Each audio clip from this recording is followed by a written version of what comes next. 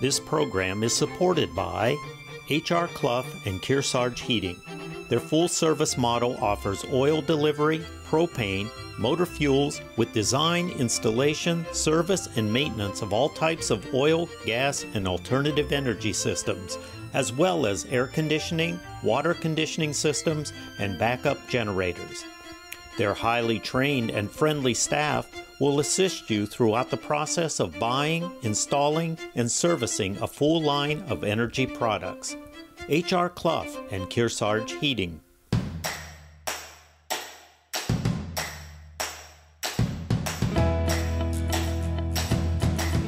Sunapee back to Yankee Chronicle. I'm Abby Peel. For nearly a year, a replacement for the MV Kearsarge dinner boat has been making its way to Lake Sunapee. It's now at water's edge. Let's hear more about what's happening and when it might sail. So we found the boat out in Missouri, and it was owned by a family business as well, which made us feel really good as well, because we're obviously an old family business. But after we spoke to the owners of it, we did a lot of research into the transportation, because obviously that's a huge component. It was out in Missouri, so it needed to get here somehow. So we researched going over to the Mississippi River and going down the river and along the coast and sailing up to Portsmouth and then trucking her over. We also looked at going up and through the Finger Lakes into New York and then transporting over that way. But ultimately the most cost-effective and quickest, we thought, would be to truck it across the U.S. So we hired a wonderful company that specializes in moving big boats. This is what they do, this is their job. And because there's a lot involved with moving a big boat across country, you have to work through construction sites, you have to work through road closures, you have to make sure you don't get into the dreaded mud season like we have up here. And the boat movers that we hired were great. They had a really good plan in place. They worked through getting all the permits, and the plan was for it to go real smoothly and to get here in January a year ago. Unfortunately, that's not quite the way it worked out. We did hit a couple bumps along the way, and everything was further confused because of COVID. Not every office was open as frequently as you needed to, or crews were working as much as you wanted them to.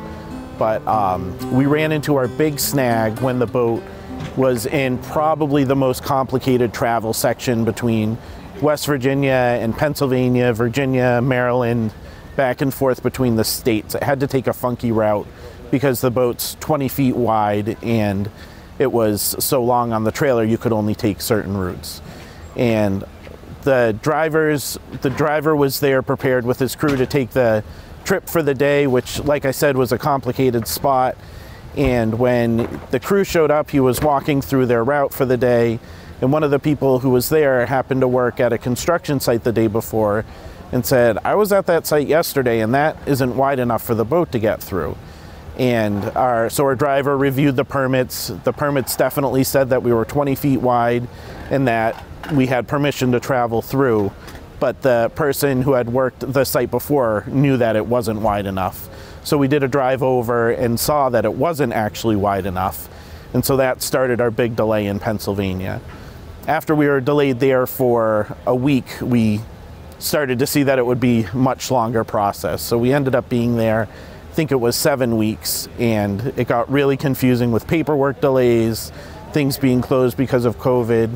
So it ended up that Governor Sununu called over to the state to help move things along, which we're incredibly thankful for.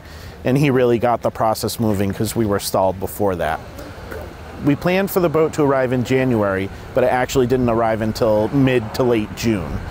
We were so thankful that it was here, but we definitely had some nerves leading up to when it arrived because it had been such a long process. We had to redo our original plan of keeping it stored in the harbor during the winter while the work would happen. So we had to find a new location to store it until it could get moved here in the off season. So when the boat finally rolled into town, we were all relieved, but feeling a little anxious as well. In typical Sunapee fashion, you know, you have great neighbors in town always who are looking out for each other. And someone knew that the boat was arriving much later than expected and knew that the harbor wouldn't be a good spot for it to stay anymore. So they reached out and said, "Hey, I have a lot for you where you can store it until it's ready to move to the harbor," which was such a relief and such a good neighborly thing to do. It was really exciting for the town and for us when the boat did come into town finally.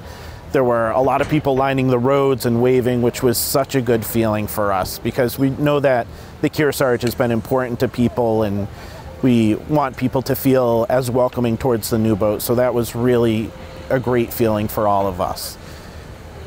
After the boat was ready to move from its new location down to the harbor, we worked with the same marine movers we had in the past. And the town has been incredibly helpful, meaning the road agent, the town manager, the police, the fire department. They were all very willing to work and help make us happen. And when it came to the day of the moving, the fire department was here to help with directing traffic, along with the police and just anyone who could come by. We actually had a person in town who works for the electric company who took the day off work to come and make sure there weren't any issues with electric wires, just to be a good neighbor. And we keep being reminded of how great our town is because everyone has been quick to jump in and help when we need help or when something seems like it's going to be hard for us to figure out. Backing out of the parking lot went really smoothly, as did the transport down the road. We had the big turn onto Route 11, which went well. The turn from Route 11 onto Main Street was a little squirrelier. He did about a 200-point turn, but he made it work, and there was another trucker who happened to stop and watch the progress, and he was equally impressed by his maneuverability skills. But after we had that really complicated turn at the bottom of the hill, we creeped up the hill, up Main Street, past the livery and the LSPA building, and came down into the harbor, and it was such a relief. So when we made the move to the harbor, it was a little less fanfare, which was good, because I know that the driver was feeling really excited and anxious to get the project finished. But the boat came through the roads just as expected, no issues, backed right into the parking lot, and it was set until we're ready to launch her in a few weeks. We had a lot of people question if we were going to be able to make the route, because obviously we have small New England roads in our town, we have electric wires. So we were feeling a little nervous about it, but we trusted our movers. They had done the research, they had walked through the routes with the police, and it was neat because there were a lot of people we weren't expecting to come and help us celebrate it, land in the harbor, who were here. Some unexpected employees, former employees, just curious townspeople. It was nice. So now that the boat is here in Sunapee, we have a lot of great things happening and the progress is moving really quickly. We have a bunch of fabricators who've been working hard to weld and make the second story deck. It will be a totally different boat when it's done.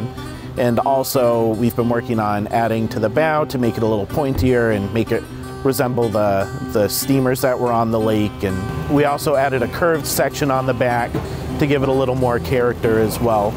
But there's going to be a lot happening really quickly as the pieces start to come together and get moved in here. A lot of the work was done off-site, but now it's coming in.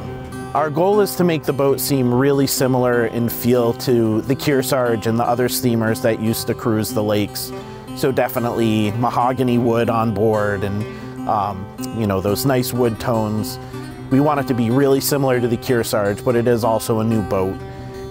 Although it looks a lot bigger out of the water, it's about 6 feet wider and probably 5 to 10 feet longer, depending on what the final is. But our goal is to make it look like the lake boats that were here in the steamer days. There's been a lot happening with the boat. Unfortunately, most of it's been things you can't see, like more watertight bulkheads on board or demo on board. But now we're starting to get into the parts that we can see, which we're really excited about. The bow reshaping's coming along. Pretty soon they'll start moving in the parts for the top deck that they can add on. And we'll actually be launching into the lake in just a few weeks. It doesn't look like it from now, but the pieces will start coming in soon to attach. And it looks like we'll be in the water by the beginning of May and start cruises by the end of May, assuming all goes according to plan. Thank you to the Fentons and their efforts to keep this wonderful service available for our visitors and locals alike. When we return, we'll hear from Donna Mahar about this year's Newport Dancing with the Stars. Let's first take a break for a few words from the good-minded businesses that make our show possible.